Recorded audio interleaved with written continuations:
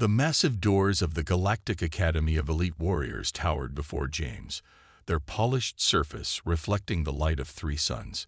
He adjusted his simple gray uniform, feeling out of place among the towering alien beings that passed by. Most of them didn't even bother to look at him, the first human ever admitted to the prestigious academy. Specimen 274, please proceed to the evaluation chamber, a mechanical voice announced. James took a deep breath.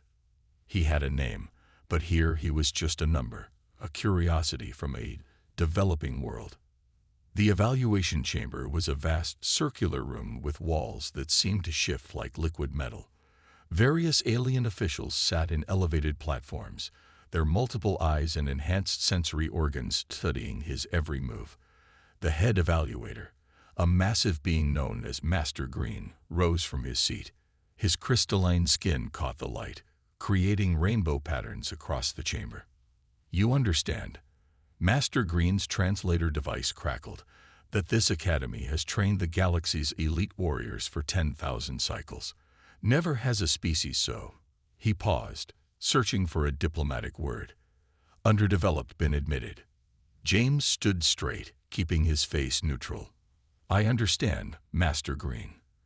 Earth may be new to the galactic community, but we have much to offer. A ripple of what might have been laughter moved through the watching officials. One of them, with scales that shimmered like oil on water, leaned forward. The human doesn't even have natural armor. No claws, no enhanced vision, no secondary breathing systems. What could it possibly offer? Let us begin the evaluation, Master Green announced, ignoring the comment. First, the strength test. A hovering platform brought forward a chunk of dense metal. James watched as various alien candidates easily lifted it, their enhanced muscles or gravitational manipulation fields making it look effortless. When his turn came, he struggled but managed to lift it a few inches off the ground. More murmurs, more dismissive glances. The tests continued. Speed trials against beings with natural jet propulsion, reflex challenges against creatures that could process information faster than Earth's most advanced computers, endurance trials against species that could hibernate at will. James performed adequately in each, but never exceptionally. He could feel his dream of proving humanity's worth slipping away with each test. Final evaluation complete, Master Green announced. Based on physical capabilities, Specimen 274 will be assigned to Basic Combat Class, Level 1. James's heart sank. Level 1 was where they put the absolute beginners, the ones who needed to learn the most basic skills. It was practically an insult to someone who had graduated top of his class from Earth's most elite military academy. As the other officials began to leave, one remained behind. Unlike the others, this one appeared almost gentle in their movements. Their skin was a deep blue, and they moved with a fluid grace that reminded James of water. I am Master Blue, they said, approaching James. You seem disappointed with your placement. With all respect, James replied carefully. I believe I can handle more advanced training. Master Blue's expression shifted in a way James couldn't quite interpret, perhaps. But tell me, human, why did you really come here? To learn, James answered honestly. To show that humans belong among the stars. Interesting, Master Blue mused. Most come to prove their superiority. You speak of belonging. They turned to leave but paused. A word of advice. Not all strength can be measured in a testing chamber. Watch, learn, and remember why you came. James stood alone in the massive chamber, thinking about Master Blue's words. Tomorrow, he would begin his training in the lowest class, surrounded by those who thought him weak. But as he walked toward his assigned quarters, a small smile played across his lips. They had tested his strength, speed, and reflexes, but they hadn't tested his determination. They hadn't tested his ability to adapt, to think differently, to persist. They hadn't tested what really made humans unique. And that, James thought, might just be their biggest mistake. James sat cross-legged in the training hall, watching his classmates spar. 2 weeks had passed since his arrival at the academy, and he hadn't wasted a single moment. While others saw him as the weak human who could barely keep up, he saw opportunities everywhere he looked. The massive warrior from the rock planet, Thunder, slammed his training partner into the mat for the third time. His crystalline muscles rippled as he helped his opponent up. "Another round?" Thunder asked, his translator making his booming voice sound almost musical. "No," wheezed his partner, a serpentine being named Slick. "Need to recharge." James made another note in his datapad. This was the fourth time he'd seen this pattern. The stronger species, despite their impressive abilities, tired quickly. Their powerful bodies needed frequent rest and recharging periods. "Human," Thunder called out, his 4 eyes focusing on James. "You haven't sparred yet today. Perhaps you would like to try." Several other students turned to watch, probably expecting entertainment. James stood slowly, stretching his muscles. "I'd be honored," he said, stepping onto the mat. Thunder towered over him, nearly 3 times his size. "I will be gentle," the crystal warrior promised. "We wouldn't want to damage Earth's only representative." James simply nodded and took his stance. When Thunder charged, James didn't try to match his strength. Instead, he ducked, rolled, and kept moving. Thunder's powerful strikes hit nothing but air. 1 minute passed, then 5, then 10. Thunder's movements began to slow. His crystal muscles, designed for explosive power, weren't meant for extended activity. Sweat-like mineral discharge began coating his surface. James, on the other hand, had barely broken a sweat. He remembered running marathons back on Earth, the long training sessions in the desert. Humans might not be the strongest, but they could outlast almost anything. "How?" Thunder gasped, his strikes becoming clumsy. "How are you still moving?" James didn't answer. Instead, he waited for Thunder to overextend himself, then used the larger warrior's momentum to send him stumbling forward. Thunder crashed to the mat, too exhausted to stand. The training hall fell silent. "Interesting approach," a familiar voice said. Master Blue stood in the doorway, their water-like form rippling with what seemed like amusement. "Thunder, your power is impressive, but what use is strength if you cannot sustain it?" Thunder nodded respectfully from his position on the mat. "The human. He never tried to overpower me. He just kept going." "A valuable lesson," Master Blue announced to the now attentive class. "True combat is not always about who hits hardest, but who can last the longest." Later that day, James sat in the Academy's vast library, studying tactical histories. He'd noticed something else during his time here. Most species relied heavily on their natural advantages or advanced technology. Few seemed prepared for situations where those advantages didn't work. "Your victory today was unexpected," a soft voice said. A small, insect-like being named Wings settled nearby. "Many of us thought humans were limited." James smiled. "We are, in some ways. We don't have natural armor or incredible strength. We can't fly or breathe underwater, but we can adapt to almost anything. And we never stop trying to improve." Wings' antennae twitched thoughtfully. "Perhaps you could teach me some of your endurance techniques." "I'd be happy to," James replied, realizing this was exactly the opportunity he'd been waiting for. "Though I should warn you, human training methods can be quite challenging." "I am prepared to learn," Wing said firmly. As James began explaining basic endurance exercises to Wing, he noticed other students drawing closer to listen. Even Thunder had appeared, his crystal form still showing signs of fatigue from their earlier match. Master Blue watched from the library entrance, their fluid form seeming to smile. Perhaps this was why they had supported admitting a human to the Academy. Sometimes the greatest strength wasn't in having superior abilities, but in helping others discover new ways to use the abilities they already had. And James was just getting started. The simulation chamber hummed with energy as 20 students prepared for their monthly evaluation. James stood among them, now no longer the complete outsider he had been 2 months ago. Thanks to his endurance training sessions, he'd earned the respect of several classmates, including Thunder and Wing. Today's test will simulate a rescue operation on a failing space station, Master Red announced, his flame-like body flickering with intensity. You will be divided into teams of 4. Your goal is to reach the station's core and prevent a meltdown while rescuing any survivors. James found himself grouped with Thunder, Wing, and a plasma-based being named Spark. Not the worst team, he thought. Each had their strengths. Thunder's raw power, Wing's ability to navigate tight spaces, and Spark's natural affinity for energy systems.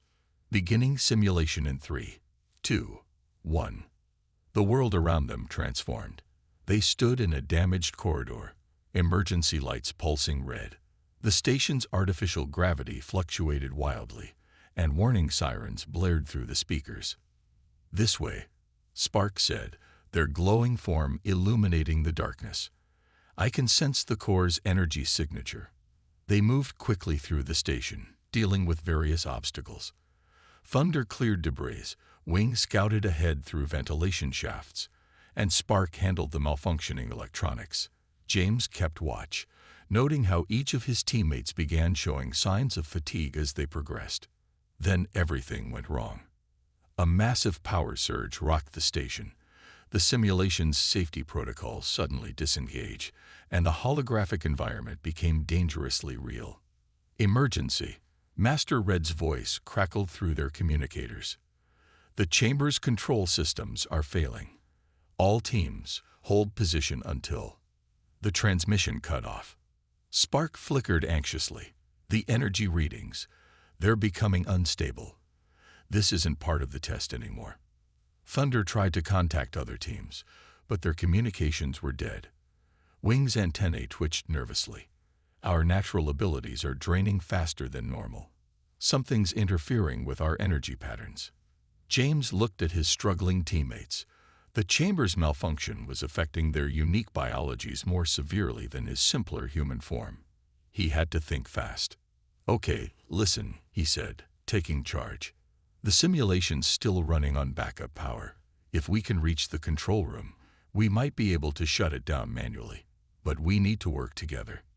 Thunder was already showing signs of crystallization, his movements becoming stiff.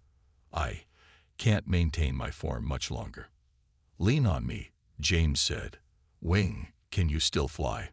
Barely, Wing responded. Good. Scout ahead, but stay close. Spark, we need your light, but conserve your energy. I'll help Thunder.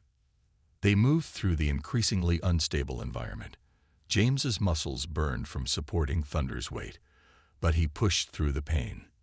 He'd run marathons in worse conditions back on Earth. After what felt like hours but was probably only minutes, they'd reached the control room. 3 other teams were there, their members in various states of distress. The shutdown sequence requires constant pressure on 2 switches on opposite sides of the room, Spark said weakly. But in this state, none of us can maintain it long enough. James looked at the switches. Thunder, can you press one down? Yes, but not for long. That's fine. I'll handle the other one. Wing, Spark, help the others get to the safe zone. Thunder used the last of his strength to press down his switch. James ran to the other side and did the same. His muscles screamed in protest, but he held on. This was what humans did best, enduring when everything else said to quit. Minutes ticked by. Thunder's crystal form began to crack under the strain. Just when James thought they would fail, the chamber powered down. The simulation dissolved, leaving them in the empty training room. Master Red appeared, his flame form dimmed with concern. An impressive display of teamwork, he said. Especially you, human. You adapted to the crisis and used each team member's remaining strength effectively. As medical teams helped the affected students, James noticed something had changed. The other students no longer looked at him with dismissal or contempt. Instead, there was respect in their eyes and perhaps a bit of understanding. Sometimes the strongest warrior wasn't the one with the most powerful abilities, but the one who could keep going when everyone else had to stop. Word spread quickly through the academy about how the human had handled the simulation crisis. James found himself moved to advanced combat class, though some officials, particularly Commander Gold, had strongly opposed the promotion. The human's actions, while commendable, do not demonstrate advanced combat capability, Commander Gold argued during the review meeting. His metallic scales shifted uneasily as he addressed the other instructors. Endurance alone does not make a warrior. Master Blue countered smoothly. Yet this human's endurance saved 12 of our most promising students. Perhaps it's time to reconsider what makes a warrior.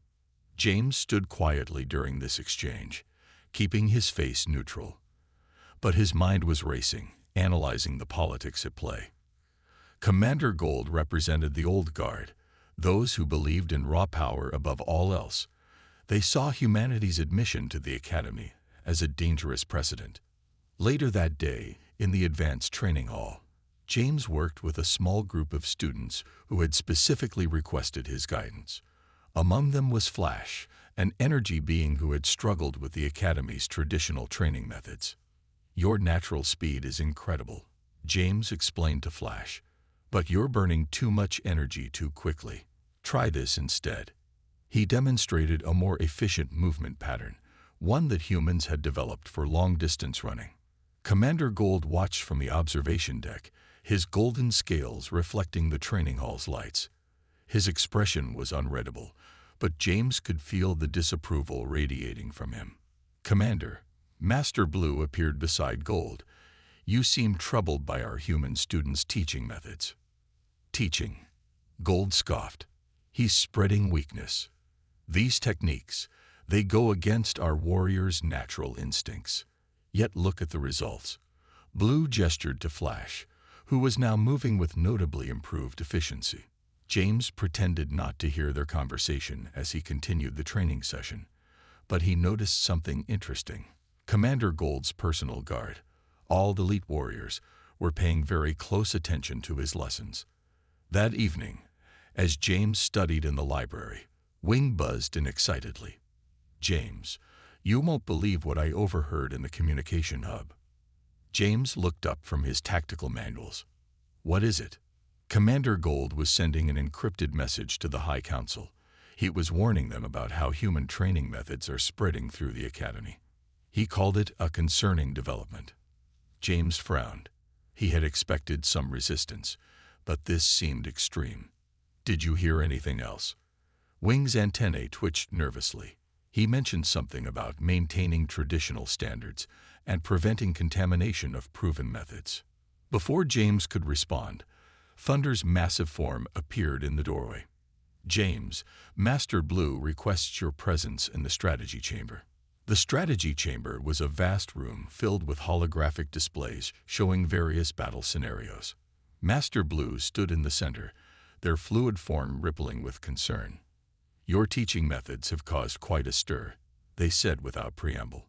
"Some see it as a threat to thousands of years of tradition. Others see it as valuable innovation. The academy is dividing into factions." James absorbed this information carefully. "Should I stop the training sessions?" "No," Blue replied firmly. "But be cautious. Not everyone appreciates change, even when it's clearly beneficial. Commander Gold has significant influence with the High Council." As James left the strategy chamber, he noticed several of Gold's guards following him at a distance. They were trying to be subtle, but their crystalline armor caught the light at certain angles. He smiled slightly. Let them watch. Every species in the galaxy had its strengths, but humans had something special: the ability to learn, adapt, and teach others to do the same. If some saw that as a threat, well, that was their problem. Back in his quarters, James began writing in his personal log. Day 127 at the Academy. They're starting to realize that humanity's greatest strength isn't in our muscles or our technology. It's in our ability to keep going, to adapt, and to help others do the same. Some fear this, others embrace it, but none of them have seen anything yet. The real test, he knew, was still to come. The attack came during the night cycle, when most students were resting. James was awake, unable to sleep due to the different length of days on this planet.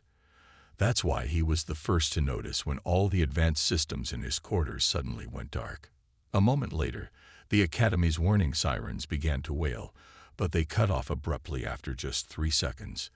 Even the emergency backup systems were dead. Perfect timing, James muttered, quickly pulling on his uniform. He'd been expecting something like this since learning about Commander Gold's encrypted messages. The attack pattern was clear: disable the Academy's advanced technology, and most alien species would be severely handicapped. His door wouldn't open automatically, so James forced it open manually. In the darkness of the corridor, he could hear confused voices and the sound of panic beginning to spread. "Help! I'm crystallizing." It was Thunder's voice, filled with fear. Without the Academy's specialized environmental controls, many students couldn't maintain their natural forms. James ran toward the voice, remembering his way through the dark corridors from all those late-night training sessions. He found Thunder half-crystallized, with Wing and Spark trying helplessly to assist him. "The atmospheric regulators are down," Spark flickered weakly. "Without them, many of us can't." "Listen carefully," James interrupted. "Thunder, your natural crystal form is actually an advantage right now. Don't fight the crystallization. Wing, your species can survive in almost any atmosphere. Spark, move closer to Thunder. His crystal structure can help focus your energy." As his friends followed his instructions, James heard heavy footsteps approaching. The beam of energy weapons lit up the corridor, revealing a group of masked warriors in advanced combat suits. "The human," one of them growled. "Commander Gold said you'd be trouble." James smiled in the darkness. "You really should have done more research on human warfare. We've been fighting in the dark since before we had technology." The warriors fired their weapons, but James was already moving. He'd spent months studying their reliance on targeting systems and enhanced vision. Without their tech, their aim was terrible. Rolling under their fire, James closed the distance. The warriors' powerful armor made them strong but slow. He used their own weight against them, just as he'd learned in basic hand-to-hand combat on Earth. 3 warriors went down before they could adjust their tactics. The 4th tried to retreat, but Wing suddenly dove from above, his natural night vision allowing him to move perfectly in the darkness. "Thunder, now," James called. Thunder's crystalline form actually glowed faintly, providing just enough light for Spark to release a controlled energy burst, disabling the remaining warrior's armor. "The command center," James said quickly. "That's where they'll be coordinating from. But we need more help." As if on cue, Master Blue appeared, their fluid form visible even in the darkness. "Many students are already gathering, using the emergency protocols you taught them." James nodded. He'd spent months preparing his fellow students for exactly this scenario: how to fight without technology, how to use their natural abilities in new ways, how to think beyond their usual limitations. "Commander Gold severely underestimated you," Master Blue continued. "He thought shutting down our technology would leave us helpless." "That's because he never understood," James replied. "Helping Thunder fully adapt to his crystal form. The most dangerous weapon isn't technology or natural strength. It's the ability to adapt and overcome." Through the darkness, they could hear the sounds of battle echoing from different parts of the Academy. But unlike what Gold had expected, the students weren't helpless. They were using everything James had taught them: endurance, adaptation, and most importantly, working together across species. "We should move," James said, his mind already planning their next steps. "The longer we wait, the more time they have to realize their plan isn't working." As they moved through the darkened corridors, James couldn't help but smile. Gold had tried to use humanity's primitive nature against them, never realizing that this was exactly the kind of situation humans had evolved to handle. The real battle was just beginning. And for once, being primitive was going to be the greatest advantage of all. The command center's massive doors loomed before them, sealed by the power outage. Inside, Commander Gold and his loyal followers were orchestrating their attack, thinking they had trapped everyone else in darkness. "They expect us to try hacking the door or using brute force," James explained to the gathered students. Thunder, Wing, Spark, and about 20 others stood ready, each adapted to the darkness in their own way. "That's exactly why we won't do either." Master Blue's fluid form rippled with curiosity. "What do you suggest?" James pointed to a maintenance shaft above the door. "Sometimes the oldest solutions are the best ones. Wing, can you check if it's clear?" The insectoid warrior flew up silently, using their natural abilities to scan the shaft. "Clear, but it's very narrow." "Perfect," James smiled. "They'll never expect anyone to use it. Most species here would consider it beneath them." While Gold's forces guarded the main entrance, James led a small team through the maintenance system. Years of human military training in confined spaces made this almost easy for him. Behind him, Wing guided the others, each chosen for their ability to move quietly. Inside the command center, Gold stood before a massive tactical display, the only powered system in the academy. His golden scales gleamed in its light as he directed his forces. "The primitive human's influence ends tonight," Gold was saying. "The academy must return to its pure traditions." He never finished the sentence. James and his team dropped from the ceiling vents, taking Gold's guards completely by surprise. Years of practicing without enhanced weapons or technology made the students deadly even without their usual advantages. "Impossible." Gold's scales flared with rage. Did you really think," James said, disarming a guard with a simple earth martial arts move, "that turning off the lights would stop us? Humans fought in darkness for thousands of years." Outside, they heard Thunder's crystal form smash through the main doors, leading the second wave of students. Gold's remaining forces found themselves caught between two groups, fighting against warriors who no longer relied solely on technology. "You've corrupted them," Gold raged, drawing his personal weapon. "Made them weak like humans." James dodged the commander's wild shot easily. "No, I taught them to be stronger, to adapt, to survive even when everything fails." The fight was quick. Gold had always relied on his advanced weapons and armor. Without them functioning properly, he moved too slowly, burned too much energy too quickly. Basic human combat techniques proved more than enough. As Gold fell to his knees, disarmed and exhausted, Master Blue entered the command center. Other instructors followed, looking at the scene with mixture of shock and approval. "Commander Gold," Blue's voice carried through the room, "you and your followers are charged with treason against the Academy. Your encrypted messages to false council members have been traced. This was never about preserving traditions. This was about power." Gold's scales dulled with defeat. "The Academy was perfect before the human came. Our warriors were pure, unmixed with primitive methods." "Your warriors," James said quietly, helping a fallen student up, "were predictable, dependent, removed their technology, and they struggled. That's not strength. That's weakness." Master Blue moved forward. "The council, the real council, has been watching. They saw how human adaptability enhanced our training. They saw students growing stronger by learning to fight in any condition. Tonight proved they were right." The lights slowly came back on as emergency systems were restored. James looked around at his fellow students, beings he'd trained with, learned from, and now fought beside. Each had adapted human techniques to their own abilities, becoming something entirely new. "Your methods," Master Blue turned to James, "have shown us a truth we had forgotten. True strength isn't about having the most advanced abilities or technology.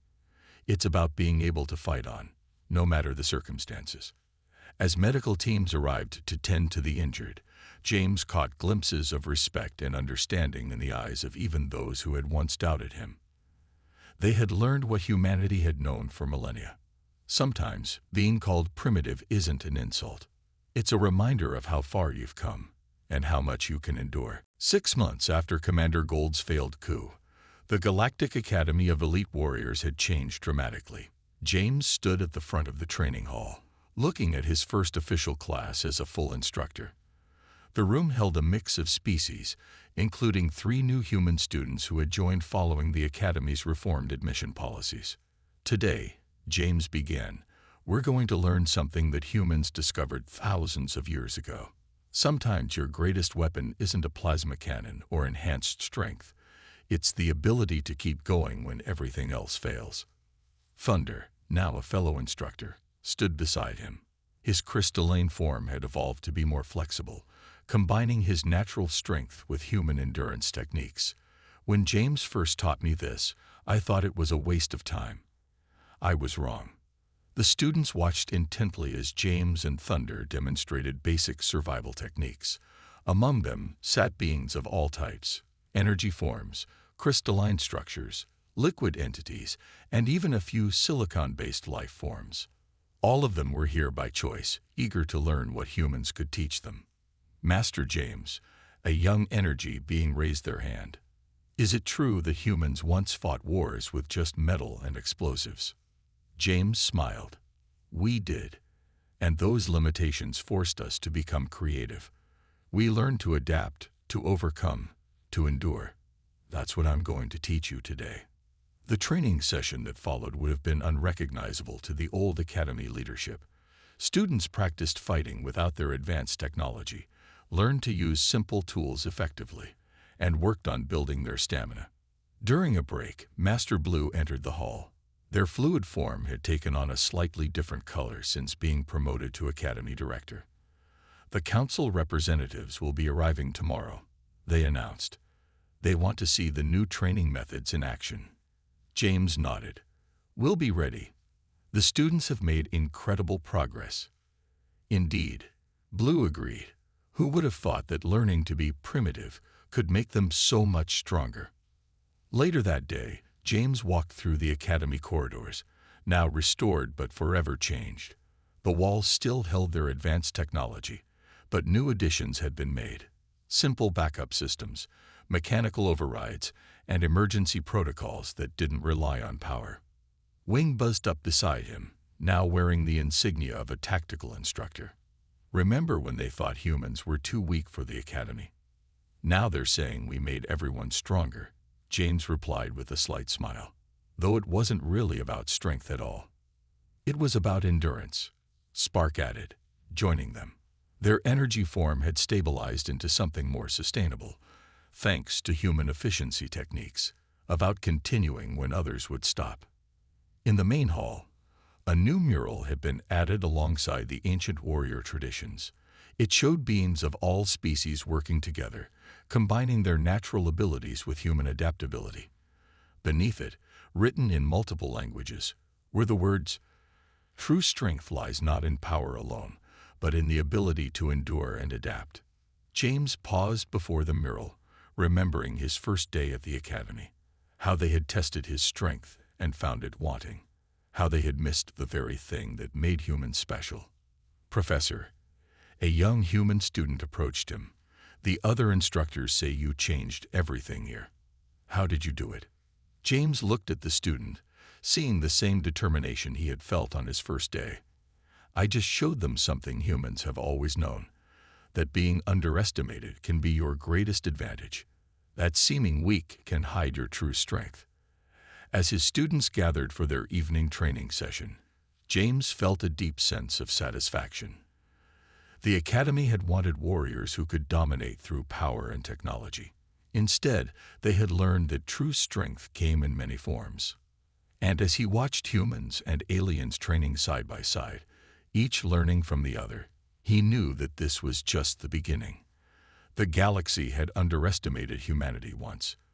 They wouldn't make that mistake again. Because sometimes the species they thought was weak turned out to be exactly what they needed all along. The end.